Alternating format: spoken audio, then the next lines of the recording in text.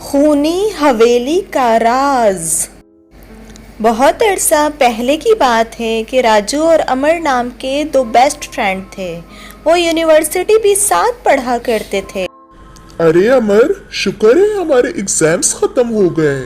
दिल को जैसे सुकून मिल गया और एग्जाम्स भी अच्छे हुए।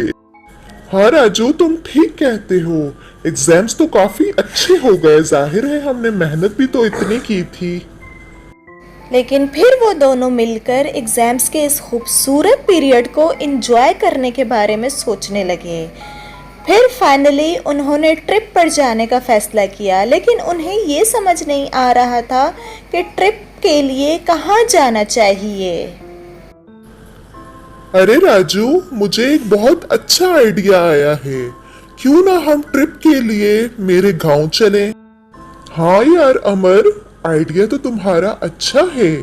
चलो फिर मैं इस बारे में सोचकर तुम्हें बताता हूँ। फिर वो दोनों मिलकर गांव जाने के बारे में सोचने लगे और एक दूसरे के साथ डिस्कस करने लगे। मेरा ख्याल है अमर, तुम ठीक ही कहते हो। हमें ट्रिप के लिए तुम्हारे गांव ही चलना चाहिए। हाँ राजू, मैं यही तो कह रहा था। मेरे गांव चलते हैं, वहां हमें बहुत मजा आएगा। फिर उन दोनों ने मिलकर फाइनली गांव जाने का फैसला कर ही लिया। वो इस ट्रिप को लेकर बहुत ज़्यादा एक्साइटेड थे। अरे राजू, तुमने अपनी सारी तैयारी मुकम्मल कर ली ना? हमें कल गांव के लिए निकलना है, तो तुम अच्छे से अपनी तैयारी कर लेना। हाँ हाँ अमर, तुम फिक्र ना करो, मैंने अपनी तमाम तैयारी मुकम्मल कर ली है। इंशाल्लाह हमें बहुत मजा आने वाला है। फिर आखिर वो दिन आ ही गया जिस दिन उन्हें गांव के लिए रवाना होना था।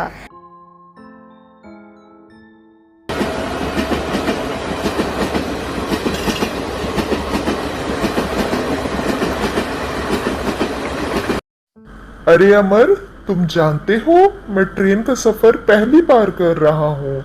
मुझे सच में बहुत मजा आ रहा है। देखो राजू, हम हमारे खूबसूरत गांव आखिर पहुंच ही गए। कितना प्यारा है ना? हाँ अमर, तुम्हारा गांव तो सच में बहुत प्यारा है। मुझे देखकर बहुत अच्छा लग रहा है। राजू को अमर के दादा दादी से मिलकर भी बहुत अच्छा लगा। वो उसी गांव में रहते थे। राजू और अमर सारा दिन गांव घूमते रहे, यहाँ तक कि रात हो गई और उन्हें वक्त का अंदाजा ही नहीं हुआ। अरे अमर, ये हवेली कैसी है? किस कदर खूबसूरत है, लेकिन बहुत खौफनाक भी लग रही है। इतनी खामोशी क्यों है? कितनी पुरस्रार है ना? यार राजू, इस हवेली में कोई नहीं रहता। गांव वाले इस हवेली को खूनी हवेली कहते हैं, क्योंकि जो कोई भी इस हवेली में जाता है वो पलट कर वापस कभी नहीं आता। उसके साथ आखिर क्या होता है, ये तो एक राज ही है। इसलिए ये तमाम गांव वाले इस हवेली से दूर ही रहते हैं। यार अमर, मुझे तो ये सारी बातें झूठी लग रही हैं।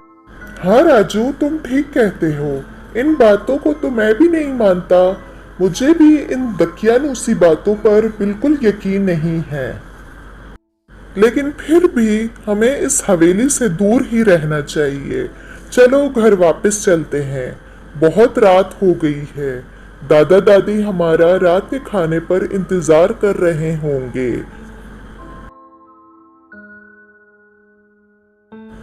अरे नहीं अमर, चलो ना, मैं तो कहता हूँ हम इस हवेली के अंदर चलते हैं। देखे तो सही आखिर राज क्या है। मुझे तो ये सारी बातें झूठ ही लगती हैं। ये हवेली अंदर से भी यकीनन बहुत खूबसूरत होगी। अरे नहीं नहीं राजू, ये तुम कैसी बातें कर रहे हो? इस हवेली के अंदर कोई नहीं जाता। हम खतरे में पड़ सकते हैं। मुझे लगता है हमें तो घर वापस जाना चाहिए। अरे अमर, कुछ नहीं होता। हम बस थोड़ी देर के लिए अंदर जाते हैं, हवेली को अंदर से देखते हैं और फिर घर वापस चलते हैं। ज्यादा वक्त नहीं लगेगा। देखना बहुत मजा आएगा। बिलाखिर वो दोनों हवेली के अंदर चले ही गए और हवेली को अंदर से इधर उधर घूम फिर कर देखने लगे। हवेली अंदर से भी बहुत पुरस्रार थी। अजीब सी खामोशी और खौफ पूरी हवेली में फैला हुआ था। उन दोनों को भी घबराहट सी होने लगी। यार राजू, ये हवेली तो अंदर से बहुत खौफनाक लग रही है। किस कदर पुरस्रारियत फैली हुई है हर जगह। हाँ अमर, तुम ठीक कहते हो। ये हवेली खूबसूरत तो है ही, लेकिन बहुत खौफनाक भी मालूम होती है। किस कदर खामोशी है इस हवेली में। ऐसा लगता है सदियों से इस हवेली में कोई आया ही नहीं। बहुत पुरस्रार मालूम हो रही है। ऐसा करते हैं, कुछ देर और इस हवेली को अंदर से देखते हैं, फिर घर वापस चलते हैं। दादा दादी हमारा खाने पर इंतजार कर रहे होंगे। इसके बाद वो दोनों पूरी हवेली को फिर से एक बार घूमकर देखने लगे, लेकिन उन्हें इस बात का अंदाज़ा ही नहीं हुआ कि एक खौफनाक साया मुसलसल उनका पीछा कर रहा है, उन पर नज़र रखे हुए है। वो इस आने वाले खौफनाक खतरे से बिल्कुल बेखबर थे। अरे यार अमर, मुझे लगता है कोई हम पर नजर रखे हुए है। हाँ राजू, तुम ठीक कहते हो।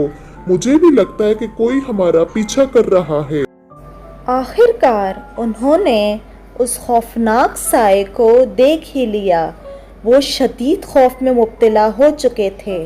घबराहट के मारे अमर जोर जोर से चिल्लाने लगा, कौन है? कौन है? सामने आ जाओ, जो कोई भी है। कुछ ही देर में उन दोनों के सामने एक निहायत ही खूबसूरत और जवान लड़की की रूप नमूदार हुई। कौन हो तुम और हमसे क्या चाहती हो? मैं तुम दोनों को जान से मार देना चाहती हूँ। इस हवेली में जो कोई भी आता है, मैं उसे मार डालती हूँ। लेकिन तुम ऐसा आखिर क्यों करती हो? क्योंकि मैं इस गांव वालों से नफरत करती हूँ, नफरत। क्योंकि किसी टाइम पर मैं इसी गांव में रहा करती थी। यहाँ के कुछ गुंडे मुझे उठाकर इस हवेली में ले आए और मुझे बेदर्दी से मार डाला। तब से मैं इन गांव वालों से बदला ले रही हूँ। जो कोई भी इस हवेली आता है, मैं उसे मार डालती हूँ। लेकिन तुम चंद लोगों की सजा पूरे गांव को क्यों दे रही हो? क्योंकि मुझे इस गांव के लोगों से नफरत हो चुकी है। अब जो भी इस हवेली आएगा, वो मेरा शिकार बन जाएगा।